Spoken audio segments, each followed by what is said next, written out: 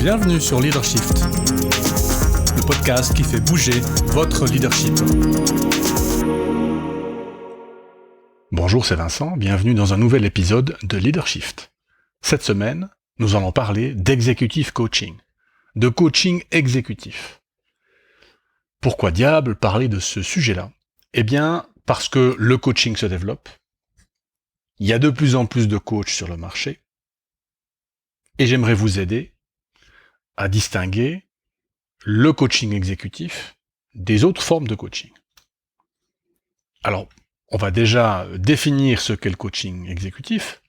C'est une relation d'aide formée entre, d'un côté, un ou une cadre qui a une autorité et une responsabilité managériale dans une organisation, d'un côté, et une équipe de coaching de l'autre. Vous voyez déjà, le coaching exécutif, par rapport à un coaching standard dont on a déjà parlé dans ce podcast, c'est un petit peu différent. Première différence, c'est que le cadre doit avoir une responsabilité organisationnelle, managériale dans une organisation. Ça veut dire que, typiquement, une organisation, ça veut dire gérer des gens qui gèrent du personnel, un manager de manager. Donc, le coaching exécutif cible plutôt les chefs de département, les dirigeants, dirigeantes, les chefs de division, un vice president, tous ces gens-là. Les gens qui ont une organisation en dessous d'eux. Première différence. Deuxième différence, c'est que j'ai parlé d'une relation d'aide entre d'un côté la personne à coacher et une équipe de coaching. Alors on verra tout à l'heure pourquoi, mais c'est important dans l'executive coaching. Alors, cette relation d'aide, donc le coaching exécutif, c'est cette relation d'aide, elle utilise évidemment l'équipe une grande variété de techniques, de méthodes, pour atteindre les objectifs définis ensemble. Et ce qui est intéressant, troisième différence, c'est que ces objectifs d'amélioration concernent tant la personne coachée elle-même que l'amélioration du fonctionnement de son organisation. Donc, ce qui est intéressant, différencie encore plus le coaching exécutif des autres formes de coaching, eh bien, c'est le double objectif du travail sur la personne coachée et les résultats organisationnels. Alors, c'est un processus de développement, évidemment, mais qui est expérimental et individualisé. Et encore plus que le coaching standard, l'intervention va prendre toute une série de formes, va vraiment être à géométrie variable en fonction de la personne, en fonction de la personne à coacher, en fonction de son environnement, en fonction de l'industrie dans laquelle elle travaille, ou sur le marché sur lequel elle est.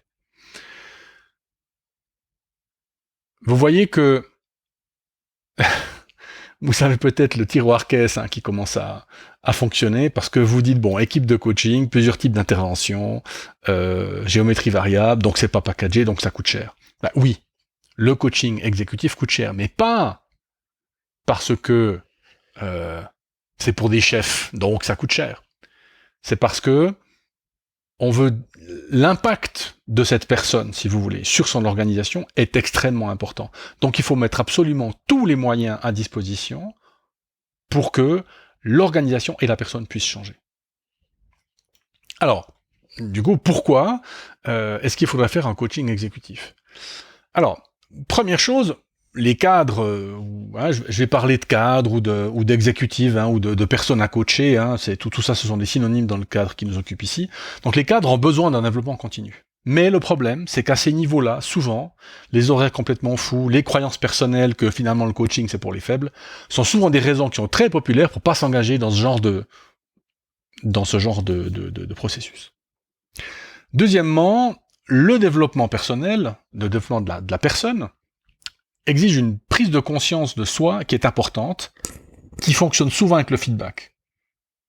Or, à ces niveaux-là, le feedback il devient de plus en plus rare, parce qu'on est de plus en plus dangereux, entre guillemets, on a de plus en plus de pouvoir, donc le feedback est de moins en moins direct, important, valable. Troisième raison de faire un coaching exécutif, honnêtement, à ces niveaux-là, les cadres sont généralement pas très au fait des complexités, de la dynamique des émotions et de la vie émotionnelle des gens. alors que malheureusement, ils peuvent faire beaucoup de dégâts à ce niveau-là. Quatrième raison, en fait, comme ce sont des gens qui ont du succès par défaut, oui, ils sont à ces niveaux-là parce qu'ils ont eu du succès. Mesurer comment? Alors ça, on pourrait en discuter, mais ils ont eu du succès. Et comme ils ont du succès, eh bien, ils deviennent de plus en plus fermés naturellement à ce qui pourrait changer leur manière de faire. Donc, leur capacité à apprendre s'arrête précisément au moment où ils ont le plus besoin, parce que comme ils sont peut-être en difficulté, ils disent, je vais continuer à faire ce que je sais déjà faire, puisque ça m'a amené jusque-là. Donc, ces 4 raisons-là sont de bonnes raisons de faire un coaching exécutif. Alors, il y a les parties prenantes, évidemment. Alors, la personne, la personne coachée, évidemment. Il y a évidemment l'équipe de coaching et les sponsors. Alors, la personne coachée, le cas dont on vient de parler un petit peu maintenant, dans les raisons de faire un coaching exécutif, ont en général à ces niveaux-là une certaine méfiance vis-à-vis du côté un peu soft du leadership. Ce sont souvent des gens qui ont très rapidement recours à la dominance, au pouvoir, pour traiter les problèmes qui sont les leurs, voire ceux de l'organisation. Et évidemment, ce ne sont pas nécessairement les meilleurs moyens de traiter ces problèmes-là. Ce ne sont pas les pires, mais ce ne sont pas les meilleurs. Et du coup, il faut trouver un moyen d'aider la personne coachée à abandonner cette méfiance et à faire confiance à un processus. Et donc, une des choses la plus rapidement nécessaire, c'est de neutraliser le raisonnement défensif. J'ai toujours fait comme ça, regardez où je suis aujourd'hui, voilà le pouvoir que j'ai, voilà ce que je peux faire, de toute façon je fais ce que je veux, etc. Et donc, c'est la relation entre le coach ou les coachs et la personne coachée qui va être le levier le plus puissant pour faire changer la personne coachée de point de vue. Donc on va parler d'alliance de travail. Autre tactique à utiliser, au niveau de la partie prenante, les cadres respectent beaucoup les chiffres et les données. Ils aiment le data, ils aiment les faits, ils aiment les données à macérer. Ce sont souvent des gens qui ont une capacité intellectuelle supérieure à la moyenne, donc il faut les nourrir de ce point de vue-là. Alors, c'est une des raisons d'ailleurs pour lesquelles on va avoir recours à plusieurs personnes différentes. Parce que on va vouloir offrir le plus grand nombre possible de points de vue et de compétences à la personne et à l'organisation. Compétences en business, en psychologie, en communication, en stratégie, etc., etc. Avec en plus, évidemment, les compétences techniques de coaching. Donc, on va fournir à la personne coachée un grand nombre de points de vue, d'angles de vue, qui va augmenter le data disponible pour nourrir leur réflexion et leur prise de conscience. Alors, il y a un certain nombre de compétences que je ne vais pas détailler pour les membres de l'équipe de coaching. Je vais en parler brièvement, il y en a 12. Il faut que ce soit des gens faciles à approcher. Donc, des gens qui ont un certain entre-gens pour créer un contact immédiatement utile. Évidemment à l'aise avec des cadres sup ou des membres de direction. C'est-à-dire que vous devez pouvoir faire du coaching exécutif, vous devez pouvoir traiter avec n'importe quel type de problème, n'importe quel type de personne, y compris des personnes qui ont beaucoup d'expérience dans la conduite, dans la direction d'entreprise ou d'organisation. Beaucoup de compassion, vous devez avoir le souci des gens, beaucoup de créativité, il va falloir s'adapter aux personnes, aux situations, une belle orientation client, puisque on va devoir répondre non seulement aux orientations de la personne, aux besoins de la personne coachée, mais évidemment aussi répondre aux besoins de l'organisation. Intégrité et confiance en soi, très important pour le coaching exécutif, puisqu'on va être beaucoup chahuté. Ce sont des personnes en face de nous qui seront solides, qui auront une belle expérience. Donc ils vont pas se laisser, entre guillemets, mener comme typiquement un cadre avec 2 ans d'expérience que vous allez coacher sur un problème de confiance en soi. Ce sont des gens qui seront beaucoup plus preneurs. Alors qu'à ce niveau-là de pouvoir et de... Comment il faut dire ça ? Ils sont assez conscients de leur succès. Ces personnes-là sont assez conscientes de leur succès. Donc on peut avoir une résistance qui est beaucoup plus grande. Donc beaucoup d'intégrité, beaucoup de confiance en soi.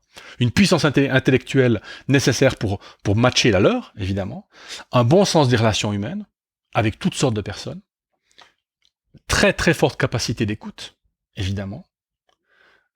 qui sait gérer l'ambiguïté, parce qu'on va être dans des situations entre le marteau et l'enclume, hein, ou entre cet exécutif ou cette personne à coacher et son chef, ou les ressources humaines, etc. Un grand sens politique, puisque ces gens-là naviguent souvent dans des environnements politiques très difficiles, avec beaucoup de compétitivité. Et puis évidemment, alors pour soi, pour le coach, une connaissance de soi presque sans faillite, presque sans faiblesse. Hein, ça veut dire qu'on connaît vraiment bien ses forces, ses faiblesses, ses possibilités, ses limites. Et donc toujours être très attentif par rapport à tout un tas de processus psychologiques, hein, comme le transfert, la projection, etc., qui pourraient empêcher finalement le coaching de bien se passer. Alors, facteurs clés de coaching exécutif, bon, il y en a 3. Évidemment, les facteurs généraux de type établir une relation de confiance entre l'équipe de coaching et la personne coachée, considérer le contexte, supprimer les obstacles, être plutôt point fort que point faible. Mais ça, je dirais, c'est plus global pour l'ensemble du coaching. Pour le coaching exécutif, il faut avoir une très bonne relation aussi avec le ou la superviseur de la personne coachée et la personne représentante des ressources humaines qui sont les sponsors de l'activité de coaching exécutif. Et donc, ces personnes-là sont un facteur clé de succès du coaching exécutif parce que elles doivent fournir un feedback à la personne coachée en continu et à l'équipe de coaching. Puisque nous coachs, ne sommes pas présents dans le quotidien de la personne coachée, alors que la personne DRH ou le superviseur ou le chef ou la chef sont évidemment au quotidien peut-être pas, mais en tout cas de manière régulière en contact avec la personne coachée. Donc c'est un facteur clé de succès. Hein, ce retour d'information du terrain, si on veut bien.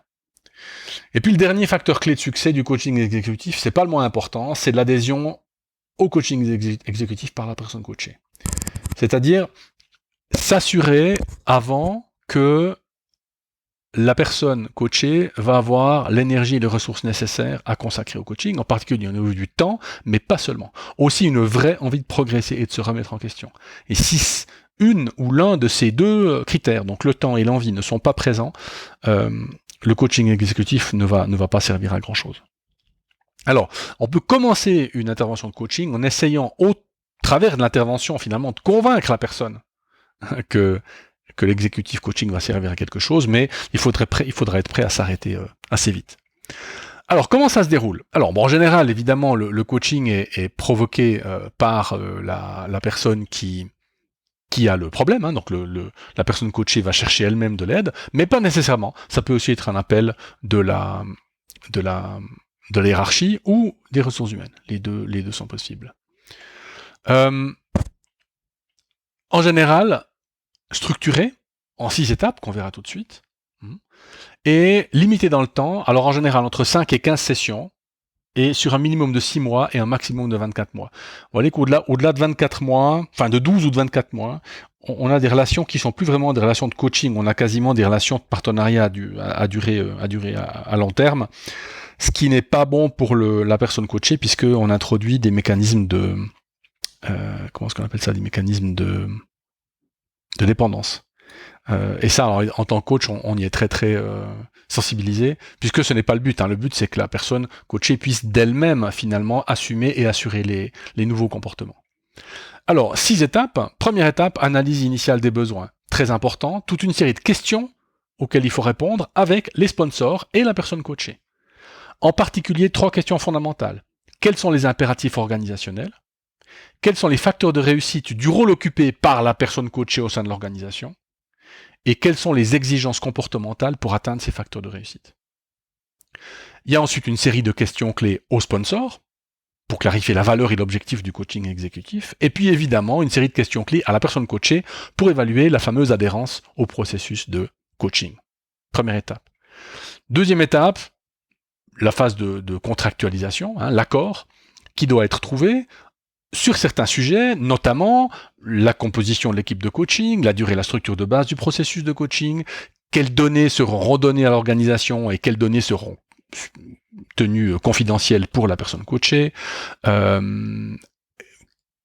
quel cadre d'intervention peut être donné à l'équipe de coaching, en particulier au niveau de l'observation du cadre ou de la cadre dans son travail avec les subordonnés ou les employés ou l'organisation, comment se faire le reporting sur les progrès, comment se termine le coaching, et puis évidemment le budget de l'intervention. Première étape à proprement parler du coaching, c'est la collecte des données. On a dit les données très importantes pour les personnes de ce niveau-là. Donc, on va faire toute une série de recueils de données. Alors, analyse de documents officiels, interview, tests psychométriques, feedback à 360 degrés, interview de l'épouse, des enfants. Plus les données sont riches, plus le portrait qui sera fait de la personne coachée, et donc le retour, sera intéressant. Donc évidemment, la personne coachée doit participer à la définition du processus qui sera utilisé pour recueillir les données. Très très important. Ensuite, deuxième étape du processus du coaching lui-même, donc quatrième étape en tout, c'est la session de découverte. La session de découverte, c'est une session qui est en général ouverte, qui dure entre 1 ou 2 jours, et qui implique l'ensemble des parties prenantes. Pendant 1 jour ou 1 jour et demi, c'est principalement l'équipe de coaching et la personne coachée qui présentent les données et confrontent la personne coachée à ces données, dessiner un portrait cohérent de la personne coachée, avec en particulier toute une série de prises de conscience. Autre objectif, définir les objectifs de développement, et puis rédiger un document qui résume les données collectées et les objectifs contenus. Donc il y a un travail de synthèse, parce qu'il y a beaucoup de données qui seront présentées, donc il y a un travail important de synthèse et de résumé qui doit être fait. Et puis la cinquième étape, le cinquième objectif de la session, c'est de présenter certains aspects du document aux sponsors. Donc dernière demi-journée, aux dernières 2 heures de la session de découverte, les sponsors rejoignent l'équipe et la personne coachée pour faire le bilan et évidemment accepter les objectifs que la personne coachée se sera fixée. L'étape 5, sans surprise, c'est le coaching à part entière, les sessions de coaching. Alors, l'intervention de coaching peut prendre plusieurs formes. Alors, il y a évidemment les fameuses séances individuelles qui sont connues, mais il peut aussi y avoir des visites chez les clients, chez les fournisseurs, des ateliers, des séances de formation, des actions liées à la santé, etc. Donc, la règle est très simple. Tout ce qui peut aider la personne coachée à atteindre ses objectifs dans les limites fixées par l'organisation est valable. Donc si on s'aperçoit que par exemple la culture de l'organisation n'est pas bonne parce que le cadre ou la cadre avait une manière particulière de gérer tel ou tel problème, on va faire un workshop culture avec certains individus ou certaines parties de l'encadrement pour pouvoir traiter le problème. Alors oui, le format d'intervention le plus courant est la séance individuelle, ça reste le cas, et là, à nouveau, la richesse de l'équipe d'intervention va permettre à la personne coachée de choisir en fonction des problématiques la personne qui a le meilleur profil. Alors évidemment, il y aura certainement un ou une coach, je dirais principale, mais en fonction des besoins, on peut interpeller quelqu'un d'autre dans l'équipe qui aura suivi la session de découverte pour pouvoir avoir un maximum de richesse à ce niveau-là. Alors, les séances se poursuivent évidemment jusqu'à ce que la personne coachée ait terminé de travailler ses objectifs. On a dit jusqu'à une limite de 24 mois. Alors, pendant cette période, donc la période de coaching, donc les 6 à 24 mois, en général tous les 3 mois, l'équipe de coaching mène quelques entretiens de contrôle avec des personnes dans l'entreprise, dans l'organisation, pour évaluer les progrès et affiner les objectifs de la personne coachée. Tous les 6 mois à peu près, une réunion régulière est prévue avec les sponsors et la personne coachée pour faire un point de situation, voir comment se passe le coaching exécutif. Et enfin, une dernière étape, qui n'est pas la moindre, c'est la transition sur le long terme. Donc, il a été démontré que les méthodologies de prévention de rechute et d'adhésion sont cruciales. Donc, en fait, tout ce qui est protocole d'adhésion, entretien initial, rapport régulier, rapport à la hiérarchie, etc., doivent jouer un rôle important dans l'architecture de l'intervention. Donc c'est pour ça que ça dure un certain temps. C'est pour que pour prévenir que ce ne soit pas juste une espèce de coup d'éclat sur 2 mois ou 3 mois, puis ensuite, c'est bon, mon problème est résolu. Il y a beaucoup trop de rechutes, parce que sans une certaine répétitivité de l'intervention, simplement, les nouveaux comportements ne sont pas vraiment acquis. À la fin de la phase de coaching, au moins une session doit être consacrée à l'élaboration d'un plan d'effort à long terme. Et donc ce plan est communiqué aux sponsors, et ce sont finalement les sponsors qui deviennent collectivement responsables du succès à long terme des changements de comportement qui ont été trouvés et consolidés pendant l'intervention de coaching. Donc en fait, si vous voulez, il y a une espèce de passage de témoin entre l'équipe de coaching et l'organisation. Quelque part, c'est le superviseur de la personne coachée ou les ressources humaines qui deviennent finalement porteurs, avec la personne coachée évidemment, de la durabilité de l'effort de coaching. Ce sont les 6 étapes. Et donc, en fait, le coaching exécutif peut vraiment être un très très beau moment de développement humain. Souvent très très riche en émotions. Et je voulais vous en parler aujourd'hui parce que c'est une intervention qui peut vraiment faire la différence entre une organisation qui périclite et une organisation qui utilise tout son potentiel. Donc si vous avez quelqu'un autour de vous dont vous pensez qu'il pourrait mériter, entre guillemets, un coaching exécutif, faites-moi signe, info@coapta.ch, faites-moi un message sur LinkedIn aussi, et on discutera de l'opportunité pour cette personne, ou pour vous d'ailleurs, de faire un coaching exécutif. La première phase d'approche est gratuite, donc si on s'aperçoit à la fin que finalement ce n'est pas pour vous, pour la personne en question, voilà, il y aura pas de mal. Donc, coaching exécutif, vraiment une belle aventure, quelque chose de très très important et très intéressant, qui peut vraiment faire de la différence pour votre organisation. Il est l'heure de la recommandation du mois. Pour ce mois, j'ai choisi de vous faire une recommandation un tout petit peu particulière. Je vais en effet oser vous plugger mon autre podcast. Ouais, je sais, se recommander soi-même, c'est pas top. Et en fait, je me recommande pas que moi-même. Simplement, le podcast s'appelle The Leader Learner Podcast. Il est en anglais, avec Teresa. Et Teresa est vraiment quelqu'un de bien.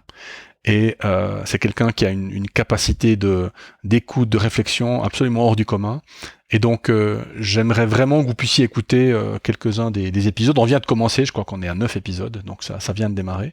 On a besoin d'un tout petit peu de vent dans les voiles, puisqu'on démarre, mais je voulais vraiment en fait vous la recommander elle, plus que moi. Donc elle s'appelle Teresa Destrebeck, D-E-S-T-R-E-B-E-C-K.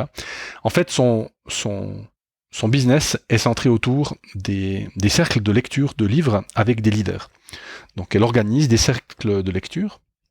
Et donc elle fait ça dans les entreprises. Ça peut être pour différents sujets, changer une politique d'entreprise, faire suite à un workshop sur la culture par exemple, ou c'est une très belle continuation aussi à un programme de formation. Donc voilà, donc elle le fait en anglais pour l'instant. Donc si vous voulez participer à un petit groupe ou si vous voulez qu'on en parle, contactez-moi ou contactez-la directement. Voilà, c'était la reco du mois, Teresa Destrebeck, et donc notre podcast, The Leader Learner Podcast. Voilà, j'espère que cet épisode vous a plu. Je vous dis à la semaine prochaine. Ciao.